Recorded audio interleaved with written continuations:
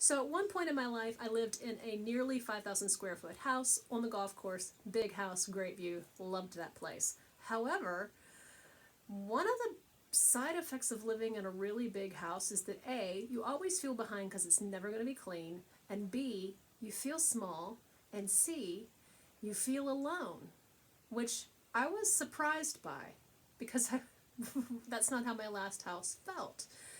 And then contrast that, fast forward, when Xavier and I lived in our tiny house, it was 126 square feet. I mean, literally, that house would have fit in the kitchen of the other house.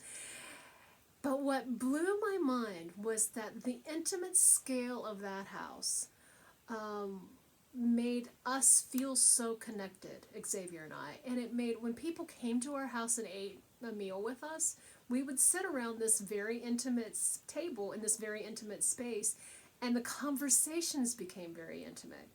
And we talked about things that we wouldn't have ordinarily talked about. And I kind of fell in love with that. I love the intimacy of a tiny house. It's a surprise, but one of my favorite aspects of living in a tiny house.